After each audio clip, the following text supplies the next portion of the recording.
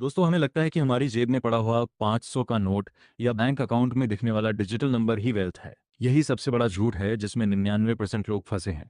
Money basics का मतलब ये जानना नहीं है कि पैसा क्या है। इसका मतलब ये समझना है कि लोग काम क्यों करते हैं, महंगाई यानी इन्फ्लेशन क्यों बढ़ती है, और क्यों कुछ लोग जिंदगी भर गरीब रह जाते हैं भले ही उनकी सैलरी कितनी भी अच्छी क्यों ना हो। हजारों साल पहले लोग बार्टर सिस्टम इस्तेमाल करते थे। मैं तुम्हें चावल दूंगा, तुम मुझे दूध देना। पर इसमें बहुत प्रॉब्लम्स थी। सबसे बड़ी प्रॉब्लम थी डबल कोइंसिडेंस ऑफ वांट्स। मतलब मुझे जो चाहिए वो तुम्हारे पास होना चाहिए, और तुम्हें जो चाहिए वो मेरे पास, और दोनों को एक ही वक्त पर उसकी ज़रूरत होनी चाहिए। फिर चावल सड़ सकता है, जानवर बीमार पड़ सकते हैं, वैल्यू मेजर करना इम्पॉसिबल था। एक बकरी के बदले कितनी शर्ट मिलेंगी? आप एक बकरी को छोटे टुकड़ों में काट कर एक छोटी सब्जी तो नहीं खरीद सकते ना। इसलिए इंसानों ने अपना सबसे बड़ा टूल इन्वेंट किया, मनी। पैसा तीन काम करता है: मीडियम ऑफ एक्सचेंज, चावल और बकरी की जगह अब हम पैसा देते हैं। यूनिट ऑफ अकाउंट, ये वैल्यू मेजर करता है, जैसे फोन 15,000 का होगा एंड कार 10 लाख की। स्टोर ऑफ वैल्यू, आप आज मेहनत करके उसे कल के लिए बचा सकते हैं। पैसा वेल्थ नहीं है, ये बस एक मीडियम ऑफ एक्सचेंज है। एक सिस्टम है जो इंसानों को अपनी वैल्यू ट्रेड करने में मदद करता है। उस 500 के नोट की खुद से कोई औकात नहीं है। उसकी ताकत उस पेपर में नहीं, उस सोसाइटी के ट्रस्ट में है। एक करेंसी बेसिकली एक शेयर्ड बिलीफ सिस्टम है जो लॉज और ट्रस्ट पर चलती है। जब आप दिन में 9 घंटे काम करते हैं तो आप एक्चुअली अपनी मेहनत, अपने पसीने और अपने टाइम को एक पेपर या डिजिटल नंबर में कन्वर्ट कर रहे होते हैं। Money is stored effort and stored choice. जब आप काम करके कमाते हैं, आप अपने लेबर को पैसे में कन्वर्ट करते हैं। बाद में वो पैसा गुड्स, सर्विसेज और अपॉर्चुनिटीज में कन्वर्ट होता है। जिसके पास पैसा है वो दूसरों के लेबर और टाइम को कमांड कर सकता है। यही पैसे की असली ताकत है। इस कॉन्सेप्ट को जेन्युइनली समझने के लिए मैं आपको दो ऐसे लोगों से इंट्रोड्यूस कराना चाहता हूं जो इस आइडिया को प्रैक्टिकली रिप्रेजेंट करें। पहला है काजू। काजू एक फाइनेंशियली इलिटरेट इंसान है। वो काफी मेहनत करता है पर पैसों के रूल्स नहीं जानता। दूसरा है मोटा भाई। मोटा भाई एक फाइनेंशियली लिटरेट और स्मार्ट इंसान है। वो पैसों के मैट्रिक्स को समझता है। काजू हमेशा इन चीजों को मिक्स कर देता है। काजू सोचता है बैंक में पड़ा कैश वेल्थ है, पर मोटा भाई जानता है कि फैक्ट्री, जमीन, शेयर्स और बिजनेस वेल्थ है। इनकम वो फ्लो है जो हर महीने आ रहा है। पैसा आपको चॉइसेस दे सकता है, पर असली फ्रीडम डिसिप्लिन और एसेट्स से आती है। मोटा भाई जैसा फाइनेंशियली स्मार्ट इंसान पैसों की पूजा नहीं करता, वो उसे एक टूल की तरह देखता है। मनी सिर्फ चीजें खरीदने के लिए नहीं होता, it changes how you live. बिना पैसों के सर्वाइवल मुश्किल होता है, टाइम लिमिटेड होता है, चॉइसेस कम होती हैं और स्ट्रेस ज्यादा होता है। पैसों के साथ तुम टाइम सेव कर सकते हो, बेटर हेल्थ केयर ले सकते हो, ज्यादा सीख सकते हो और इन्वेस्ट कर सकते हो। सिंपली मनी एक टूल है जो एफर्ट को ऑप्शंस में कन्वर्ट करता है। काजू जैसे लोग सिर्फ इनकम के लिए काम करते हैं, पर मोटा भाई जैसे अमीर लोग एसेट्स बनाते हैं जो उन्हें रेगुलर इनकम देते हैं व्हाइल दे स्लीप। इनकम क्या है? ये वो पैसा है जो रेगुलरली आता है, जैसे सैलरी, रेंट, बिजनेस रेवेन्यू। ये एक फ्लो है, नदी के पानी की तरह। वेल्थ क्या है? ये वो है जो आप ओन करते हैं, जिसकी वैल्यू होती है और जो और वैल्यू जनरेट कर सकती है, जैसे land, shares, business, rental property. ये कलेक्शन है। सिंपली वेल्थ का मतलब है जब तुम्हें काम करना जरूरी ना हो, क्योंकि तुम्हारे एसेट्स तुम्हारे लिए पैसा कमा रहे होते हैं। इनकम वो पानी है जो नल से बह रहा है। वेल्थ वो पानी है जो बाल्टी में जमा हो चुका है। अगर काजू 1 लाख रुपए कमाता है और लाइफस्टाइल दिखाने में 1 लाख रुपए खर्च कर देता है, तो काजू की बाल्टी में एक बड़ा होल है। इसलिए काजू एक्चुअली में गरीब है। इसे हाई इनकम लो रिटेंशन कहते हैं। आपको समझना होगा, इनकम आपको जिंदा रखती है पर वेल्थ आपको आजाद करती है। तो मोटा भाई जैसे लोग एसेट्स कैसे बनाते हैं? आपको जमीन खरीदने के लिए करोड़ों रुपए नहीं चाहिए। एसेट्स बनाने की शुरुआत छोटी होती है। इक्विटी या स्टॉक्स, एसआईपी के थ्रू अच्छी कंपनीज के हिस्से खरीदना। अपस्किलिंग, अपनी स्किल्स पर पैसा लगाना एक एसेट है, क्योंकि वो आपकी फ्यूचर इनकम बढ़ाता है। डिजिटल एसेट्स, कोई ब्लॉग, यूट्यूब चैनल या कोड बनाना जो रात में भी आपके लिए काम करे। एसेट्स का सिंपल रूल: जो चीज आपकी जेब में पैसा डाले वो एसेट है, जो निकाले वो liability. Financial literacy is not just about earning more, it is about converting income into wealth. अक्सर हमारे घरों में एक कहानी सुनने मिलती है: काश तुम्हारे दादाजी ने उस जमाने में वो जमीन खरीद ली होती, या वो सोना रख लिया होता, या एमआरएफ के शेयर खरीद लिए होते, तो आज हम करोड़पति होते। पहले के लोगों के पास पेशेंस बहुत था, पर वो फाइनेंशियली लिटरेट नहीं थे। आज के यंग लोगों के पास सारी फाइनेंशियल लिटरेसी और इन्फॉर्मेशन फोन पर है, पर काजू जैसे लोगों के पास पेशेंस नहीं है।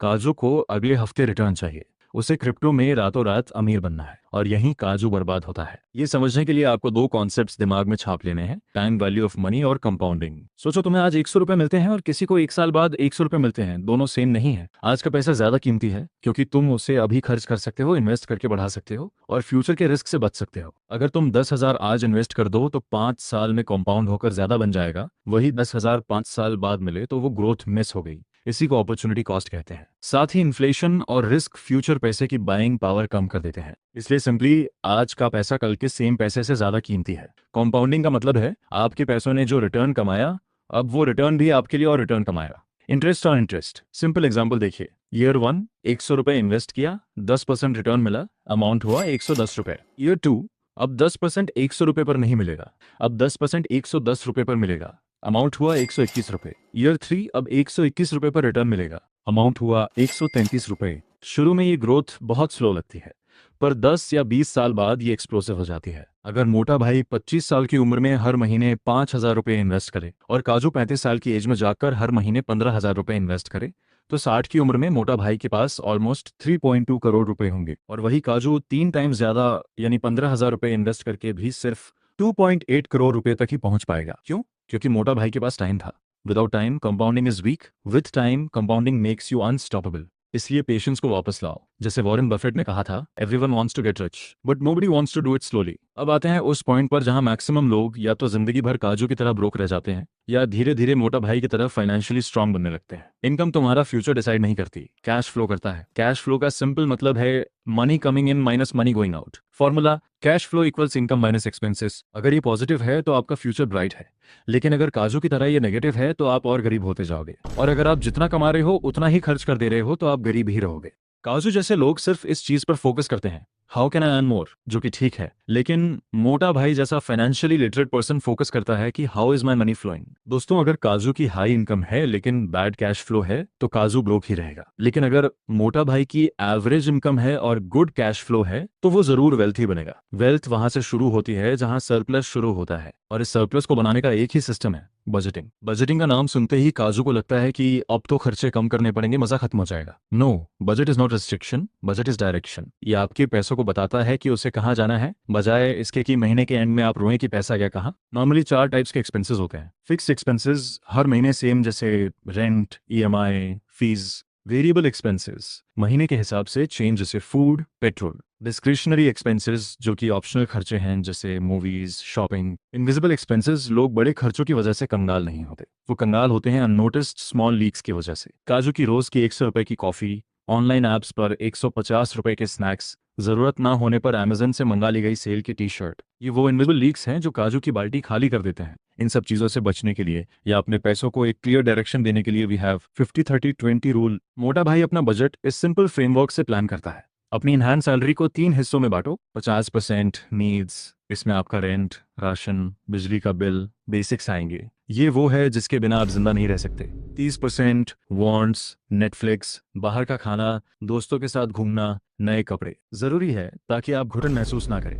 20% सेविंग, यह आपका शील्ड और आपका फ्यूचर है। फिलहाल स्टार्टिंग में 20%, बट फ्यूचर में अपनी सैलरी बढ़ने के साथ ये परसेंटेज भी इंक्रीज करो। बजटिंग सिर्फ पैसे काटने के बारे में नहीं है, it is about controlling money, creating surplus, and allocating money intelligently. Cash flow is the movement of money, and budgeting is the system that controls that movement to create surplus and build wealth. काजू सोचता है मैं पहले अपना life जीऊंगा, सारे खर्चे करूंगा और मंथ एंड में जो बचेगा वो सेव कर लूंगा। रियलिटी, मंथ एंड में काजू के पास सिर्फ थुल्लू बचता है। मोटा भाई का करेक्ट माइंडसेट, मैं पहले सेव करूंगा और जो बचेगा उसमें अपना लाइफस्टाइल मेंटेन करूंगा। Saving should be your first expense. Kaju asks how much did I earn, Mota Bhai asks where did my money go, how much did I keep. आपको राज की बात बताऊं, मोटा भाई जैसा फाइनेंशियली लिटरेट मिलियनेयर फेरारी तब खरीदता है जब उसके पास 5 फेरारी खरीदने के पैसे हो। And they buy this Ferrari from their assets money, means their assets pay for that Ferrari. They don't go work day and night just to buy it. क्या आप नया आईफोन लेने से पहले ये सोचते हो? Your future depends on where your money flows. Saving का actual मतलब क्या है? Saving means delaying consumption today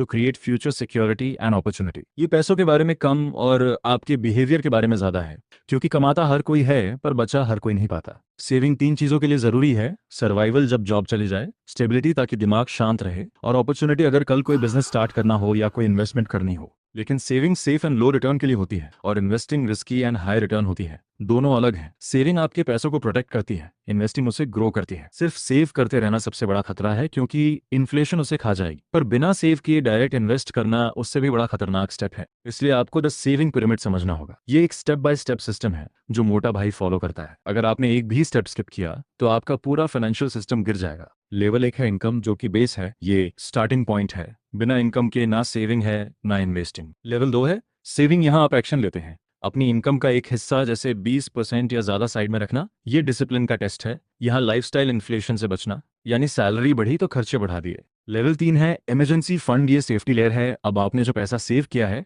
उसे सबसे पहले इमरजेंसी फंड में डालो। ये अमाउंट आपके 3 से 6 महीने की नीड्स के बराबर होना चाहिए। अगर आपका खर्चा 20,000 रुपये महीना है तो कम से कम 60,000 रुपये से 1,20,000 रुपये एक अलग बैंक अकाउंट में लॉक होने चाहिए। क्यों? क्योंकि लाइफ अनप्रेडिक्टेबल है। मेडिकल इमरजेंसी, ले ऑफ, गाड़ी का एक्सीडेंट, कुछ भी हो सकता है। अगर काजू के पास ये फंड नहीं होता तो वो मजबूरन क्रेडिट कार्ड यूज करता है या अपने शेयर्स लॉस में बेच देता है। लेवल 4 है इन्वेस्टिंग, ये ग्रोथ लेयर है। इमरजेंसी फंड बनाने के बाद मोटा भाई अपने एडिशनल बचे हुए पैसों को इन्वेस्ट करता है म्यूचुअल फंड्स, स्टॉक्स या रियल एस्टेट में, ताकि वो महंगाई को बीट कर सके। लेवल 5 है वेल्थ, जब आपके इन्वेस्टमेंट्स इतने बड़े हो जाएं कि उनसे आने वाला कंपाउंड प्रॉफिट, डिविडेंड या रेंट आपके लिविंग एक्सपेंसेस को कवर कर ले। Now money works for you. गलत तरीका है, इनकम आई डायरेक्ट इन्वेस्ट कर दिया, फिर इमरजेंसी आई एंड काजू ने सारा इन्वेस्टमेंट लॉस में बेच दिया। इससे सिर्फ आप बर्बाद हो गए। सही तरीका जो मोटा भाई यूज करता है, इनकम आई, सेव किया, इमरजेंसी फंड बनाया, इन्वेस्ट किया एंड मोटा भाई का पैसा सही तरीके से ग्रो हुआ। पहले बेस स्ट्रांग बनाओ, फिर बिल्डिंग खड़ी करो। Saving is a mental game. It is a habit of keeping money to protect your present, prepare for future uncertainty, and create future opportunities. हम सब सोचते हैं कि बैंक एक लॉकर है, मेरा पैसा बैंक में पड़ा है, एकदम सेफ है। गलत। बैंक एक सेफ लॉकर नहीं है। बैंक पैसों का एक मिडिलमैन यानी दलाल है। एक तरफ काजू जैसे लोग हैं जिनके पास एक्स्ट्रा पैसा है, दूसरी तरफ मोटा भाई जैसे लोग हैं जिन्हें बिजनेस बड़ा करने या एसेट्स लेने के लिए पैसा चाहिए। बैंक सिर्फ इंटरेस्ट डिफरेंस से पैसा कमाता है। काजू ने 100 रुपये बैंक में डाले। बैंक ने उससे कहा, भैया मैं आपको साल का 4% इंटरेस्ट दूंगा। काजू खुश। फिर बैंक उसी 100 रुपये को मोटा भाई के बिजनेस लोन के रूप में दे देता है और उससे 10% इंटरेस्ट चार्ज करता है। 4% काजू को देता है और जो बीच का 6% है वो बैंक का प्योर प्रॉफिट है। काजू का पैसा वहां आइडल बैठा नहीं है, वो बैंक के लिए काम कर रहा है। आपको लगता है बैंक आपके 100 रुपये लॉकर में रखता है? नहीं। कानून के मुताबिक बैंक को आपके 100 रुपये में से सिर्फ एक छोटा सा हिस्सा, लेट्स से 10 रुपये रिजर्व में रखना होता है। बाकी 90 रुपये वो लोन पर घुमा देते हैं। जिसको लोन मिलता है वो भी वापस किसी बैंक में डालता है, फिर उसका 90% लोन पर जाता है। इस तरह से बैंक देश में नया पैसा क्रिएट करते हैं। Here money multiplies. पर अगर सारे लोग एक ही दिन बैंक पहुंच जाएं और अपना सारा कैश मांग लें तो बैंक तुरंत कोलैप्स हो जाएगा, जिसे बैंक रन कहते हैं। क्योंकि उनके पास उतना फिजिकल कैश होता ही नहीं है, इसलिए देश में गवर्नमेंट डिपॉजिट्स पर इंश्योरेंस देती है ताकि लोगों का ट्रस्ट बना रहे, जो कि हमने लास्ट वीडियो में रखने का कॉस्ट। अगर आप कर्जा लेते हैं तो आप इंटरेस्ट भरते हैं, एंड अगर आप पैसे सेव करते हैं तो आप इंटरेस्ट अर्न करते हैं। इस पूरे पैसों के गेम को कंट्रोल कौन करता है? हमारा सेंट्रल बैंक इंडिया में रिजर्व बैंक ऑफ इंडिया। पैसा भी बिकता है और पैसों की जो कीमत होती है उसे इंटरेस्ट रेट कहते हैं। अगर इंटरेस्ट रेट हाई है मतलब पैसा महंगा है, अगर लो है मतलब पैसा सस्ता है। आरबीआई एक टूल यूज करती है जिसे कहते हैं रेपो रेट। ये वो इंटरेस्ट रेट है जिस पर आरबीआई बाकी कमर्शियल बैंक्स जैसे एचडीएफसी, एसबीआई एक्सेट्रा को लोन देती है। सिनारियो 1, आरबीआई ने रेपो रेट बढ़ा दिया। अब बैंक्स को आरबीआई से महंगे इंटरेस्ट पर लोन मिल रहा है, लेट्स से 10%। तो बैंक्स आम जनता के लिए भी होम लोन, कार लोन का इंटरेस्ट बढ़ा देंगे। लोन महंगा हो गया, ईएमआई बढ़ गई, लोग उधार कम लेंगे, मार्केट में डिमांड गिरेगी, इकोनॉमी स्लो हो जाएगी। ये इन्फ्लेशन को कम करने के लिए होता है। सिनारियो 2, आरबीआई ने रेपो रेट घटा दिया। बैंक को सस्ता पैसा मिला, लेट्स से 6%। बैंक ने आपके लिए लोन सस्ता कर दिया, लोग दबाकर खरीदारी करेंगे, इकोनॉमी फास्ट ग्रो करने लगेगी।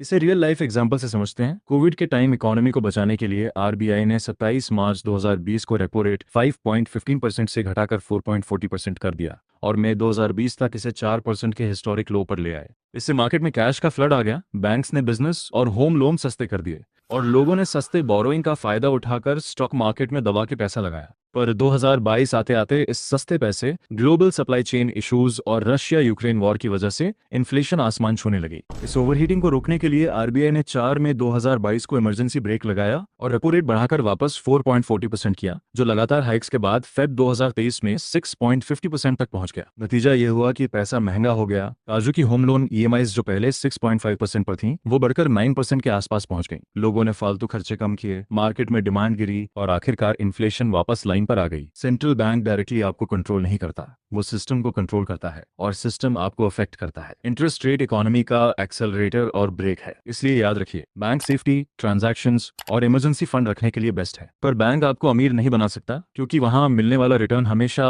असली इन्फ्लेशन से कम होता है।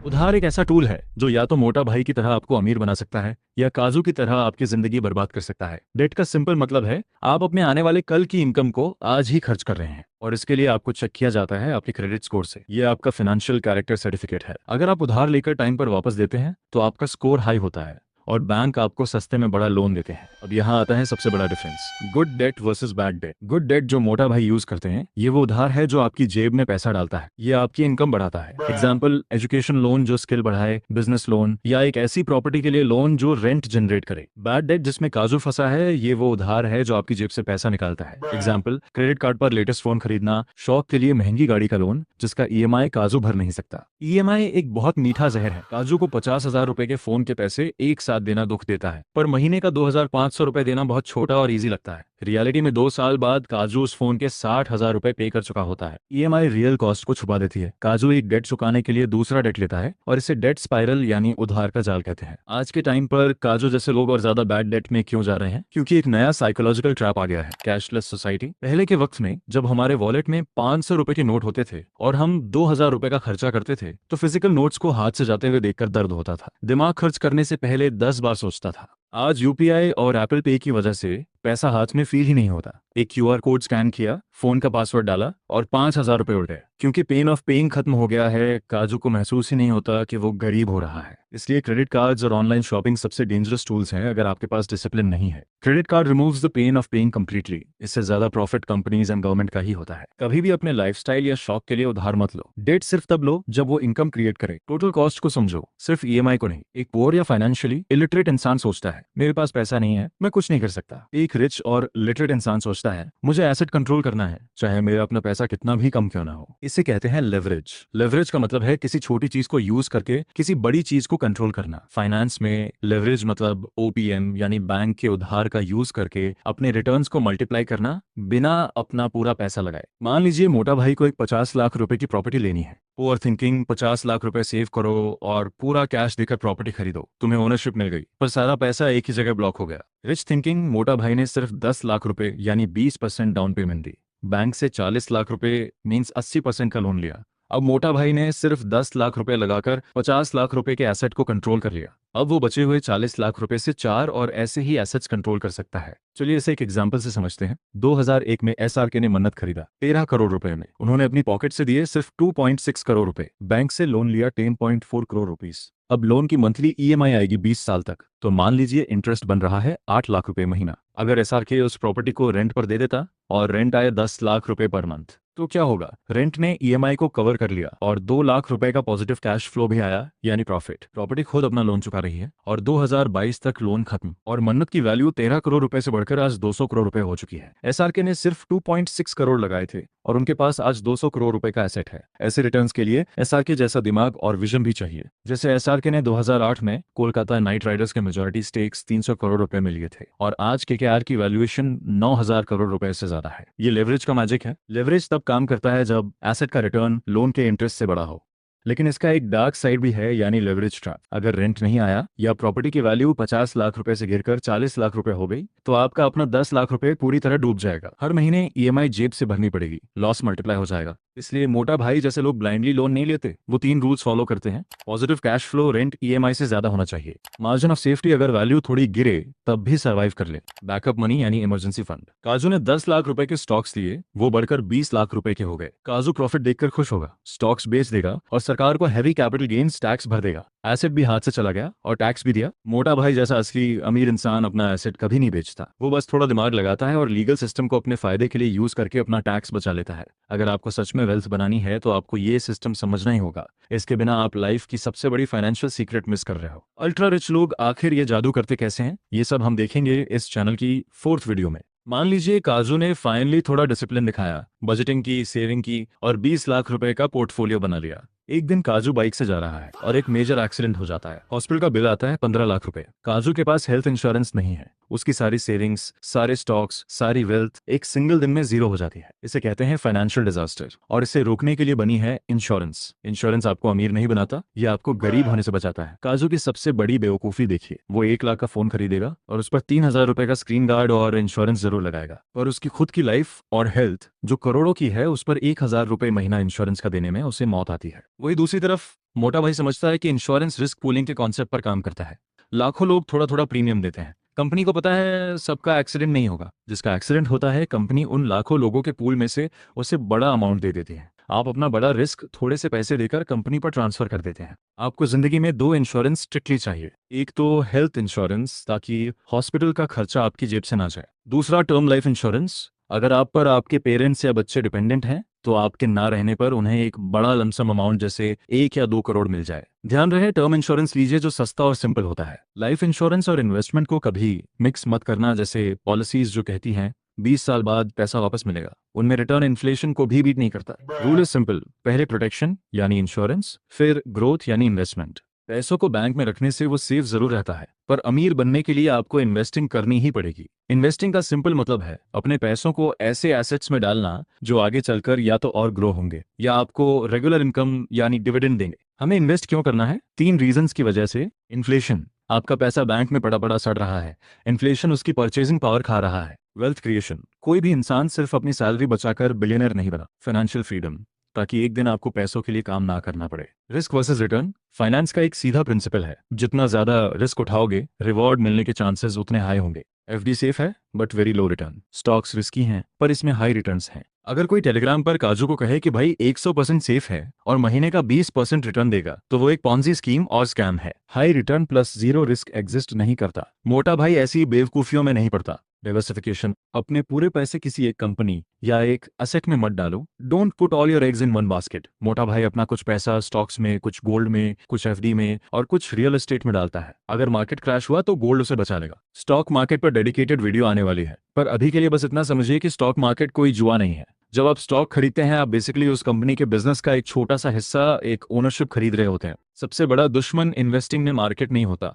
आपके इमोशंस होते हैं। डर काजू को पैनिक में सस्ते में बेचने पर मजबूर करता है और लालच काजू को हाइप में एक्सपेंसिव चीजें खरीदवाता है। दोस्तों, हम ये सब झमेला कर क्यों रहे हैं? क्या जिंदगी भर एक्सेल शीट में नंबर्स देखने हैं? क्या मरते दम तक पैसों के पीछे भागना है? नहीं, इस पूरे गेम का दी एंड गेम है रिटायरमेंट या फाइनेंशियल इंडिपेंडेंसी। रिटायरमेंट का मतलब ये नहीं होता कि आप 60 साल के बूढ़े हो गए हैं और अब आपसे उठा नहीं जा रहा। मोटा भाई जैसे फाइनेंशियली लिटरेट इंसान के लिए रिटायरमेंट का मतलब है वो पॉइंट जहां आपको पैसों के लिए काम नहीं करना पड़ता, आपका पैसा आपके लिए काम करता है। काम बंद पर इनकम बंद नहीं। रिटायरमेंट का फॉर्मूला है passive income is more than और इक्वल टू एक्सपेंसेस। जिस दिन आपके एसेट से आने वाला पैसा आपके हर महीने के खर्चे से ज्यादा हो जाए, उस दिन आप मेंटली आजाद हैं। आप 35 की उम्र में भी रिटायर हो सकते हैं। काजू जैसे लोग रिटायरमेंट प्लानिंग में दो सबसे बड़ी गलतियां करते हैं। पहला है आई सेव लेटर, वो लेट स्टार्ट करते हैं। काजू को लगता है 40 की उम्र में सोचेंगे, पर कॉम्पाउंडिंग का मैजिक टाइम मांगता है। मोटा भाई जानता है कि 25 साल की उम्र में 3,000 रुपए महीना इन्वेस्ट करना 40 की उम्र में 30,000 रुपए महीना इन्वेस्ट करने से ज्यादा आसान और पावरफुल है।